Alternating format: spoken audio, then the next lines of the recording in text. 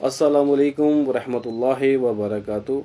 मैं रावलपिंडी से खलीफा मियां हुज़ूर मोहम्मद नुमान तारिकी कादरी शाज़ली आप तमाम अहबाब की खिदमत में हाजिर हूँ। आज की यह वीडियो नए सवालात के साथ और नए मौजू पर मबनी है। आज का जो एक ख़ास सवाल ख्वाबों की ताबीर के हवाले से वो ये है कि सांप देखना ख्वाब में कैसा है। सांपों को ख्वाब में देखना मुख्तलिफ़ सूरत हाल में इसकी मुख्तलिफ़ निशानियाँ ज़ाहिर होती हैं। अगर कोई देखे कि ख्वाब में सांप ने उसके ऊपर हमला कर दिया या उस इंसान को उसने डस लिया, तो अंदेशा है कि उसको कोई परेशानी लाहक होगी, ठीक है, या कोई ऐसा हादसा पेश आएगा दुश्मनों की तरफ से, कोई ऐसा उसको ईज़ा पहुँचेगा जो कि आइंदा वक्तों में उसके साथ ऐसा कोई मामला पेश हो सकता है। और दूसरी बात यह है कि अगर कोई इंसान ख्वाब में देखता है कि उसने सांप के 2 टुकड़े कर दिए, तो इसका जवाब ये हो सकता है कि कोई ऐसी बीमारी या उसके ऊपर कोई ऐसा मुश्किल वक्त आया हुआ था जो कि गुज़र चुका है और उससे उसको राहत मिलेगी, और अगर वो बीमार था तो उससे उसको सेहत नसीब होगी।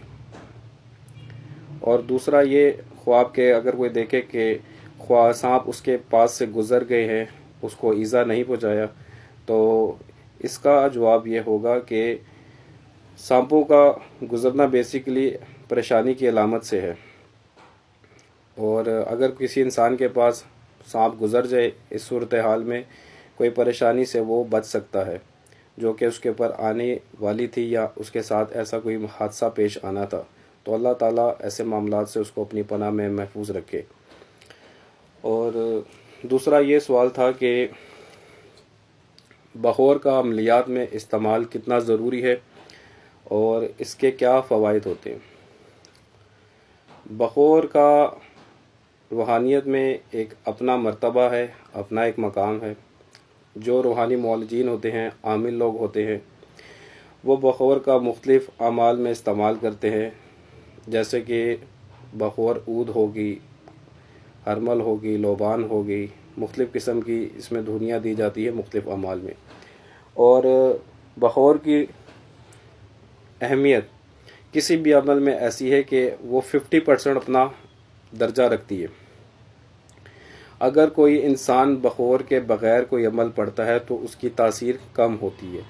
अगर कोई इंसान बखोर के साथ अमल को पढ़ता है या कोई वजीफ़ा करता है या कोई ज़िक्र करता है, तो उसकी रूहानियत जल्दी उसके साथ मानूस होकर उसके ऊपर आश्कार हो जाती है।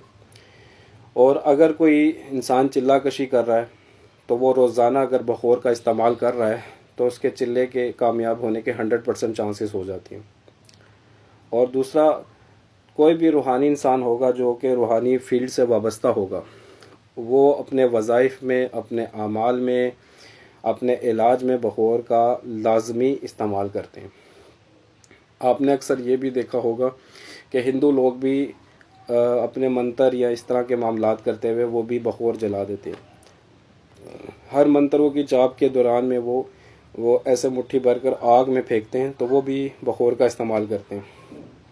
शयातीन को बुलाने के लिए, जिन्नात की हाज़रात के लिए, जिन्नात को जलाने के लिए, जिन्नात को मुसल्लत करने के लिए, शयातीन को जादू के ज़रिए किसी इंसान पर मुसल्लत करने के लिए बखोर का इस्तेमाल किया जाता है।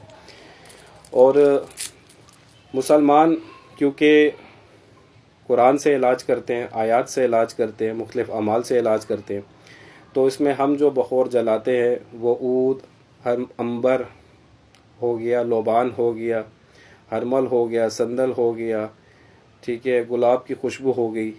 जितनी अच्छी खुशबू होगी उसका उतना ही फ़ायदा होगा और उसकी अमल की तासीर भी उतनी ही बढ़ जाएगी। और जो इंसान बखोर के साथ कोई भी अमल करता है वो 100% उसमें उसको कामयाबी मिलती है, ठीक है। और जो नेक जन्नात होते हैं, जो आपके घर में रहते हैं, जो आपके इर्द गिर्द रहते हैं, उन्हें भी ये बखोर जो खुशबू होती है बहुत महबूब होती है। और जो इंसान खुशबू में मुअत्तर रहता है, खुशबू में बसा रहता है, अपने जिस्म को, अपने लिबास को खुशबू से मुअत्तर रखता है, तो नेक जिन्ना भी उससे मोहब्बत करते हैं, उसके पास आने लगते हैं, उसकी मदद करने लगते हैं। तो बखोर का लाजमी इस्तेमाल किया करें। گھر میں کم سے کم جمعرات یا جمعے والے دن درود شریف پڑھ کر بخور یا آپ اگربتی کا استعمال لازمی کر سکتے ہیں، کیونکہ ہر کوئی بخور کو افورڈ نہیں کر سکتا، تو بہتر یہ ہے کہ آپ اگربتی وغیرہ کا استعمال کریں۔ تھوڑے سے 2 عدد اگربتی کے دانے لے کر آپ اس کو جلا دیا کریں، اور کمرے میں خوشبو رہے گی۔ نیک جنہ کے لیے خوشبو بہت ضروری ہوتی ہے اور وہ اس کو پسند کرتے ہیں، تو اس کا اہتمام لازمی کیا کریں۔ اور اعمال میں بھی، جادو کی کارڈ وغیرہ میں بھی جنات کو دور کرنے کے لیے یا بلانے کے لیے یا کسی عمل کو پورا کرنے کے لیے خوشبو جلائی جاتی ہے۔ میرے اس جواب سے امید ہے آپ کو بخوبی پتہ چل گیا ہوگا کہ بخور کی کیا اہمیت ہے۔ دوسرا سوال جو یہ ہے وہ یہ تھا کہ اگھوری جو جادوگر لوگ ہوتے ہیں وہ جادو کس کے ذریعے کرتے ہیں، کیا چیزیں استعمال کرتے ہیں اور ان کی کیا اہمیت ہے۔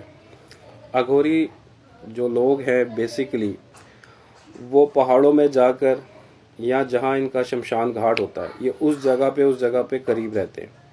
یہ اپنا آپ کو بھرانا رکھتے ہیں، لباس نہیں پہنتے، اور جو نئی ان کی چتا جلتی ہے، یعنی جب کوئی ان کا انسان مر جاتا ہے ہندو مذہب میں، تو اس کی راکھ یہ اپنے جسم پہ ملتے ہیں، اس کا جلا ہوا گوشت یہ کھاتے ہیں۔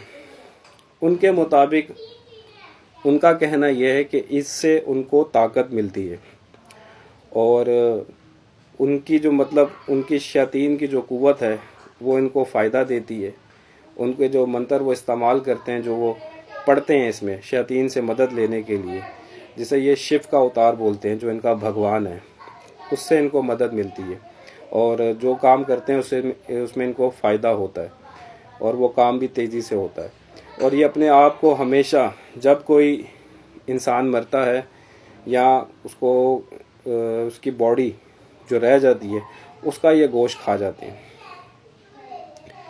اور اس کے بعد جو بھی یہ عمل کرتے ہیں، ٹھیک ہے، سنسان جگہوں پہ جا کر جہاں پر کوئی نہیں ہوتا، پہاڑ یا جنگلات میں اپنے آپ یہ لوگ رہتے ہیں، اپنے آپ کا بسیرا رکھتے ہیں یہ لوگ، اور لوگ دنیا سے علیحدہ رہتے ہیں، انہیں دنیا کی کوئی فکر نہیں رہتی، اور نہ ہی یہ دنیا کے لوگوں میں بھید بھاؤ رکھتے ہیں، یہ اپنے کام میں مگن رہتے ہیں، ٹھیک ہے۔ یہ ہوتے ہیں اگھوری لوگ، اور زیادہ تر لوگ ان سے خوف کھاتے ہیں، کیونکہ یہ مرے ہوئے لوگوں کا گوشت کھانا پسند کرتے ہیں اور ان کی راکھ اپنے جسم پہ ملتے ہیں۔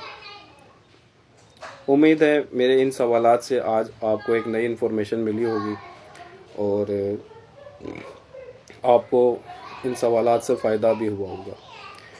انشاءاللہ نئی ویڈیو میں نئے سوالات کے ساتھ حاضر ہوں گے، تب تک مجھے دعاؤں میں یاد رکھیے گا۔ مجھے اجازت دیجیے۔ السلام علیکم ورحمۃ اللہ وبرکاتہ۔